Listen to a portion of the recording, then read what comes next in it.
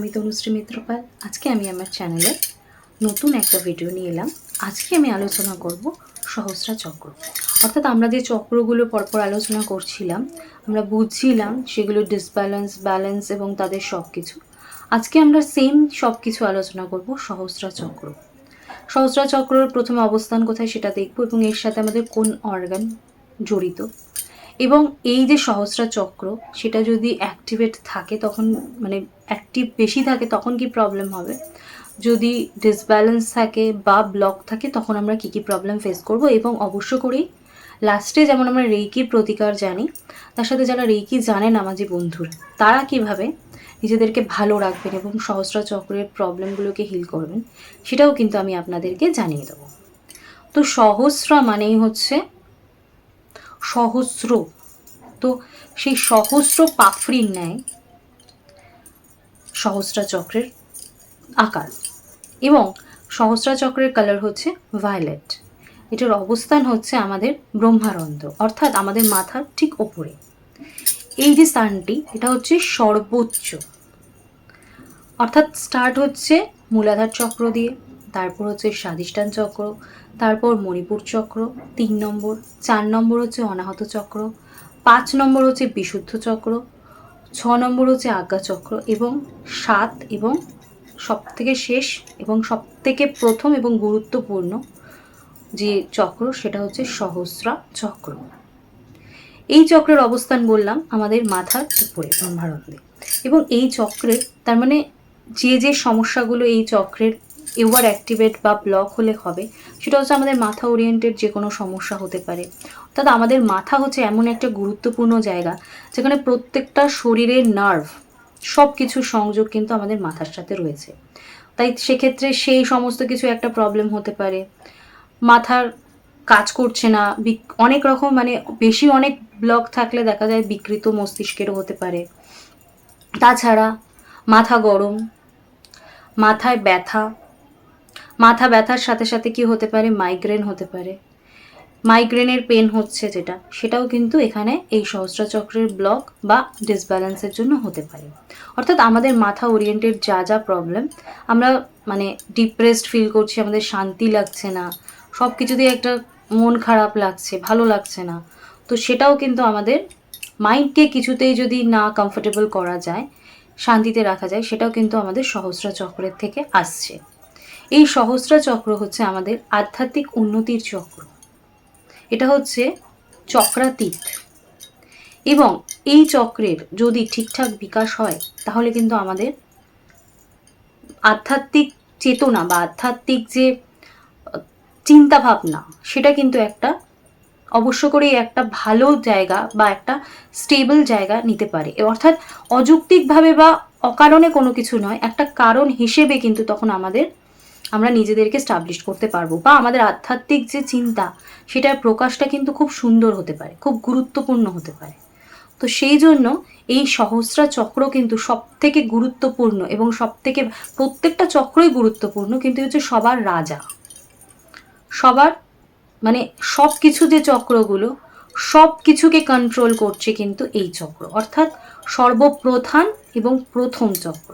প্রথম মানে নিচ থেকে যদি ধরি তাহলে মূলাধার চক্র, কিন্তু ওপর থেকে যখন আলোচনা করছি তখন কিন্তু আমরা সহস্রা, অর্থাৎ সবার ওপরে অবস্থান করছে সহস্রা চক্র। যেমন মূলাধার চক্র সবার নিচে রয়েছে, সে যেমন সব কিছুকে ধরে রেখেছে, তেমন সহস্রা চক্র কিন্তু আমাদের সব কিছুর কেন্দ্র। তাই সহস্রা চক্রও কিন্তু আরেকটা অন্যতম প্রধান একটা চক্র। আর সহস্রা চক্র আমাদের যে গ্রন্থির সাথে সংযুক্ত সেটা হচ্ছে পেনিয়াল গ্রন্থি। আর সহস্রা চক্রের যদি প্রবলেম হয় তাহলে দেখা যায় যে অনেক বাচ্চা বা অনেকে অনেক বাচ্চা দেখবেন পড়াশুনো মনে রাখতে পারে না, পড়ছে ভুলে যাচ্ছে। তার কিন্তু সহস্রা চক্র হিলিংয়ের দরকার, তার কিছু সহস্রা চক্রে প্রবলেম আছে। আবার দেখবেন অনেক কথা আমরা অনেক সময় ভুলে যাচ্ছি, সেটাও কিন্তু সহস্রা চক্রের প্রবলেম ইন্ডিকেট করে, অর্থাৎ মনে রাখতে পারছি না, ভুলে যাচ্ছি। তার সাথে আরেকটা যেটা হয় সেটা হচ্ছে অনিদ্রা, অর্থাৎ কোনো মানুষ দেখা যাচ্ছে একদম ঘুমাতেই পাচ্ছে না, আর একটা রকম হয় যে সারাদিন ঘুমাচ্ছে। এই দুটোই কিন্তু সহস্রা চক্রের মানে ডিসব্যালেন্সের জন্য হচ্ছে। এবার আমরা বুঝলাম চক্রের অবস্থান, এবং চক্র যদি ডিসব্যালেন্স হয় তাহলে আমাদের শারীরিক এবং মানসিক কী কী কারণ হতে পারে। মানসিক রোগ বা মানসিক বা আমাদের সাইকোলজিক্যাল বডির যে প্রবলেম সেগুলো তো আমরা শুনলাম, তার সাথে সাথে আমাদের ফিজিক্যাল বডিতেও যে রোগগুলো আমরা দেখতে পাচ্ছি সেগুলো আমরা দেখলাম। এবার একটাই কথা বলবো যে এই প্রবলেমগুলো হলো, আমাদের হয়তো মাইগ্রেনের ব্যথা হলো, আমরা ডাক্তারখানায় গেলাম, আমরা ওষুধ খেয়েই যাচ্ছি। তো অনেকে বলে মাইগ্রেনের ব্যথা কোনোদিনও কমে না। রেকি করলে কিন্তু মাইগ্রেনের ব্যথা কেন, যে কোনো ব্যথা বা যে কোনো কিছু কিন্তু কমে যায়। মানে আমাদের মাথার চুল থেকে পায়ের নখ অবধি সে যেটাই হোক, এইচআইভি এইডস কিন্তু সেটাও কিন্তু কন্ট্রোল করা যায়। ক্যান্সারের পেশেন্টরাও কিন্তু রেকি করলে তা বাঁচিয়ে কেউই কোনোদিনও সারা জীবন অমরত্ব পাবে না, কিন্তু অনেক ভালো থাকা যায়। যে ক্যান্সারের পেশেন্ট সেও কিন্তু যদি রেকি করে সে কিন্তু অনেক ভালো থাকে, যতদিন তার আয়ু সে ততদিনই থাকবে, তার বেশি তো কেউ থাকবে না, কিন্তু অনেকটা ভালো থাকে। আবার বললাম এইচআইভি এইডসের ক্ষেত্রেও তার সংক্রমণ, মানে আমি বলছি না যে সেই মানে রোগের যে যা যা প্রকাশ সেগুলো সব কিছু কেটে গেল, সেটা না, কিন্তু ব্যক্তির শরীরে যে তার যে সমস্যা সেটার থেকে সে কিন্তু অনেক রিলিফ থাকে। তাই সেটাই বললাম, এগুলো তো অনেক বড় জিনিস, যেগুলো ছোট ছোট মাথা ব্যথা, দাঁত ব্যথা, চোখ ব্যথা, পায়ে ব্যথা, হাঁটুতে ব্যথা, কোমরে ব্যথা, সারা শরীরে ব্যথা, সব কিছু কিন্তু রেইকিতে ভালো থাকে, সেটা আমরা জানি। কিন্তু আমি বলতে চাইছি যে মাইগ্রেনের ব্যথা আমরা ওষুধ খাচ্ছি কিন্তু আমাদের ব্যথা যাচ্ছে না, আবার ব্যথা ফিরে আসছে, কিন্তু রেইকি করলে সেই ব্যথাটা কিন্তু পুরোপুরি চলে যায়। ইভেন আপনি একটা টাইমে ভুলেই যাবেন যে আপনার মাইগ্রেনের ব্যথা ছিল।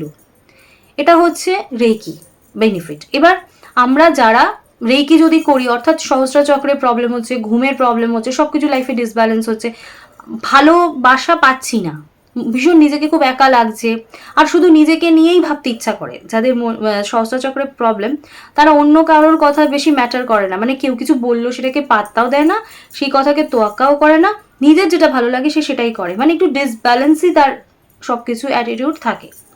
তো এই ক্ষেত্রে প্রথমে তো আমরা যারা রেইকি জানেন তাদেরকে অবশ্য করে রেইকি প্র্যাকটিসের সাথে সাথে আমরা 24টা পয়েন্টেও প্র্যাকটিস করতে পারি এবং আমাদের চক্র প্র্যাকটিসও করতে পারি। করার পর অবশ্য করেই আমাদের সেই সহস্র চক্রে আমরা 3 মিনিট করে কি 5 মিনিট করে দিনে দুবেলা আমরা হিলিং দেব। এবার এটা যদি খুব সমস্যা বেশি হয় তাহলে 3 মিনিটের জায়গায় 5 মিনিট বা 5 মিনিটের জায়গায় 10-15 মিনিট হতে পারে। আর যদি মনে হয় সমস্যা কম তাহলে আপনি 3 মিনিট করেও দুবেলা দিতে পারেন, তাতেও কিন্তু আপনি উপকার পাবেন।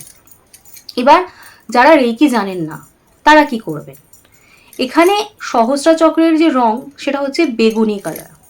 এক্ষেত্রে আপনি একটা কাজ করতে পারেন, আপনি বেগুনি কালারের জামা কাপড় পরতে পারেন, শুধু জামা কাপড় নয়, আপনি মাথায় একটা বেগুনি কালারের ক্যাপ পরতে পারেন এবং তার সাথে সাথে বেগুনি কালারের যে কোনো জিনিসকে আপনি খাবার হিসেবে গ্রহণ করতে পারেন, মানে খাদ্য তালিকায় বেগুনি কালারের যে ফুড সেটা ইনটেক করতে পারেন, সেখান থেকেও কিন্তু আমরা এনার্জি রিসিভ করি এবং আমাদের সহস্রচক্র ব্যালেন্স হতে পারে। এবার যখন বেগুনি কালারের ক্যাপটা দিয়ে রাখছি তখন আমরা ফিল করছি যে তার এনার্জিটা আমরা রিসিভ করছি এবং আমাদের সহস্রচক্র ব্যালেন্স হয়ে যাচ্ছে। এবার এই যে আমরা সহস্রচক্রের একটা ডিসব্যালেন্স ফিল করছি, অর্থাৎ আমাদেরকে নিজেদেরকে মনে হচ্ছে যে না আমাকে কেউ ভালোবাসে না, দেখুন নিজের এই ভাবনাটাকেও আপনাদের চেঞ্জ করা দরকার আছে। অর্থাৎ আপনাদের নিজেদেরকে এইটুকুনি রিয়েলাইজ করানো দরকার আছে যে পৃথিবীতে সবাইকেই কেউ না কেউ ভালোবাসে, কারণ ঈশ্বর আমাদেরকে তৈরি করেছে, ঈশ্বর আমাদের যেমন সব কিছুর ব্যবস্থা করেছে, তাই ভালোবাসার জায়গাটাও কিন্তু ঈশ্বর ফাঁকা রাখতে পারে না। কারণ একটা মানুষের বা একটা গাছেরও যদি পরিচর্যা না থাকে তাহলে যেমন তার বৃদ্ধিরও সমস্যা হয়, সেরকমই আমাদেরও কিন্তু ওই যে পরিচর্যা বা আমাদের কেয়ার, আমাদের যে নার্সিং, আমাদের যে ভালোবাসা, সেটাও যদি আমরা প্রপার না পাই তাহলে কিন্তু আমাদেরও নানা রকম সমস্যা প্রবলেম হতে পারে এবং হয়। তো সেই জন্য আমাদেরকেও ভালোবাসার লোকের কিন্তু ভগবান ব্যবস্থা ঠিকই করে দিয়েছে, কিন্তু আমাদের ফিল করতে হবে যে সেই ভালোবাসাটা আমার মা বা বাবা বা যেই হোক সে আমাদেরকে ভালোবাসছে। হাজব্যান্ড ওয়াইফের মধ্যেও একটা বিশ্বাস, একটা ভরসা, একটা ভালোবাসা রাখতে হবে, একটা বন্ধুত্বের মধ্যে সেখানেও রাখতে হবে যে না আমার বন্ধু বান্ধব আমাকে ভালোবাসে, আমাকে গুরুত্ব দেয়, পছন্দ, আমিও তাদেরকে গুরুত্ব দিই। তো সেই জিনিসটাও কিন্তু আমাদেরকে ফিল করতে হবে। অর্থাৎ আমরা যদি ফিল না করি, আমরা মহাসমুদ্রে থাকলেও মনে হবে জল নেই, আমি তো ড্রাই।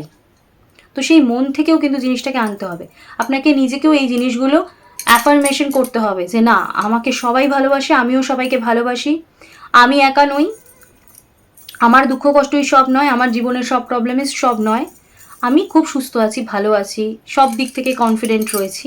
এই জিনিসগুলো কিন্তু আমার অ্যাফার্মেশনও দরকার আছে। এবার মণিপুর চক্র যাদের ডিসব্যালেন্স কিন্তু তারা রেইকি জানেন না, তারা কি করবেন? বললাম যে আপনি ভায়োলেট কালারটা রাখতে পারেন। এর সাথে সাথে যেটা হবে, আপনি সকালবেলাও করতে পারেন, সন্ধ্যের পরও করতে পারেন, সেটা হচ্ছে ওম মন্ত্রটা জপ করতে হবে। ওম যদি আপনি জপ করেন তাতে কিন্তু আপনার মণিপুর সহস্রা চক্র কিন্তু ব্যালেন্স হয়ে যায়। অর্থাৎ সহস্রা চক্র ব্যালেন্সের জন্য আমরা ওম জপ করব সকাল সন্ধে 5 মিনিট করে। এখানেও আপনি একটা কাজ করতে পারেন, মেডিটেশনের ফর্মে শুয়ে পড়বেন, ডিপ ব্রিদিং নেবেন, 3টে ইনহেল করলেন, 3টে এক্সহেল করলেন, শরীরকে পুরো রিল্যাক্স ফিল করলেন, চোখ বন্ধ করে শুয়ে পড়তে পারেন, আবার বসেও থাকতে পারেন। একটা ক্যাপ টাইপের কিছু মাথার মধ্যে পরে নেবেন, নিয়ে এবার আপনি চোখ বন্ধ করে আপনি কনসেপ্ট করবেন যে সেই এনার্জিটা আপনি রিসিভ করছেন, এবং আপনার যা যা প্রবলেম আপনি হচ্ছে, অর্থাৎ আপনি হয়তো খুব সারাদিনই ঘুমাচ্ছেন, সেটা আপনার যে নেগেটিভিটির জন্য হচ্ছে সেটা আপনার বডি থেকে রিলিজ হয়ে যাচ্ছে। আর কি ভাবতে পারেন, ধরুন আপনার ঘুমই আসছে না, সেটাও আপনার বডি থেকে রিলিজ হয়ে যাচ্ছে। এবং দেখছেন যে আপনার কোনো কাজে মন নেই, কাউকে আপনি গুরুত্ব দেন না। আমার ভিডিও শুনে হয়তো আপনি বুঝছেন যে হ্যাঁ আমি তো এরকম করি, আমাকে তো মা 100 বার বলে, আমি কথা শুনি না। কারোর হাজব্যান্ড হতে পারে, কারোর বউ হতে পারে, তো সেটা আপনাকে রিয়েলাইজ করতে হবে যে আমিও গুরুত্ব দেবো তাকে, এবং তার গুরুত্বটাও বুঝবো। অর্থাৎ আমি যদি কাউকে গুরুত্ব না দিই তাহলে কিন্তু আমি কারোর গুরুত্ব বুঝবো না, তাই আমাকেও গুরুত্ব দিতে হবে এবং আমিও লোকের কাছ থেকে গুরুত্ব পাবো। তো এটাও কিন্তু ল অফ অ্যাট্রাকশনের মধ্যেই পড়ে। তো সেক্ষেত্রে আপনাকে এই জিনিসগুলো ফিল করতে হবে, এবং এগুলো যদি আপনি করেন আস্তে আস্তে দেখবেন আপনার সহস্রচক্র ব্যালেন্স হয়ে আসছে। ঈশ্বরের প্রতি বিশ্বাস রাখতে হবে, ভরসা রাখতে হবে। আধ্যাত্মিকতা মানে কিন্তু আর কিছু নয়, আপনাকে ভগবানকে বিশ্বাস করতে হবে, যে আপনাকে স্রষ্টা, যে আপনাকে তৈরি করেছে, সে সব কিছু আপনার জন্য রেডি রেখেছেন। আপনি শুধু সেই জিনিসটা নেওয়ার মতো জায়গায় নিজেকে রাখছেন না বলে কিন্তু আপনি পাচ্ছেন না। অর্থাৎ আমাদের যা যা অভাব, যা যা সমস্যা, সেটা আমাদের এখানে থেকে সেটাকে আমাদের কমপ্লিট করতে হবে। আমরা অন্য কোনো কিছু, আমাদের ইচ্ছে হলো আমরা সুইসাইড করে দিলাম, ইচ্ছে হলো আমরা কাউকে খুন করে দিলাম, ইচ্ছে হলো কাউকে মার্ডার করে দিলাম, ইচ্ছে হলো কারোর সাথে ঝগড়া করে নিলাম, তাহলে কিন্তু হবে না। তবে হ্যাঁ, ঝগড়া করা ভালো, বলে রাখি আলোচনার সাপেক্ষে, ঝগড়া যদি আপনি কারোর সাথে করেন, মানে সেটা যদি একটা হাজব্যান্ড ওয়াইফের মধ্যে যে একটা সুন্দর ঝগড়া হয়, মা সন্তানের সাথে যে একটা সুন্দর ঝগড়া হয়, বাবার সাথে ছেলে মেয়েদের যে একটা সুন্দর ঝগড়া হয়, বা ভাই বোনের মধ্যে যে একটা সুন্দর ঝগড়া হয়, সেই ঝগড়ার মধ্যে যদি কোনো হিংসতা না থাকে, শুধু নিজের আবদার পূরণের জন্য, নিজের অধিকারের জন্য, বা নিজের কোনো ভালোবাসার চাহিদা পূরণের জন্য যদি কেউ আপনি কারোর সাথে ঝগড়া করেন, তাহলে সেটা অবশ্য করেই ভালো। তার কারণ তাতে আপনার বিশুদ্ধ চক্র ক্লিয়ার হয়। আপনি যদি চেপে রেখে দেন যে মা তো আমাকে ভালোবাসছে না, আমার মা আমাকে ভালোবাসে না, আমার সন্তান আমাকে ভালোবাসে না, আমার স্বামী আমাকে ভালোবাসে না, বা আমি আমার স্বামীকে ভালোবাসি না, এটাও আমার অভিযোগ হতে পারে।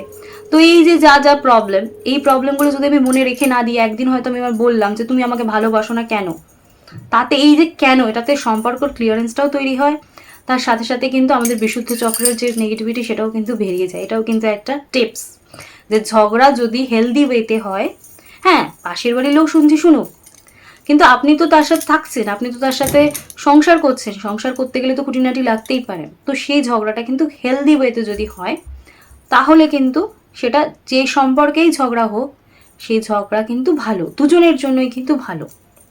তো এটা মাথায় রেখে ঝগড়া করতে পারে। তাছাড়া যা যা বললাম সেগুলো করুন, এবং দেখবেন আস্তে আস্তে আধ্যাত্মিকতার মধ্যে চিন্তা, ঈশ্বর চিন্তার মধ্যে দিয়েও কিন্তু বিশুদ্ধ সহস্র চক্রের মানে ক্লিনিং সম্ভব। ব্লকেজগুলো রিলিজ করে আমরা কিন্তু সুন্দরভাবে আমাদের আগ্রা চক্রকে ব্যালেন্সে রাখতে পারবো।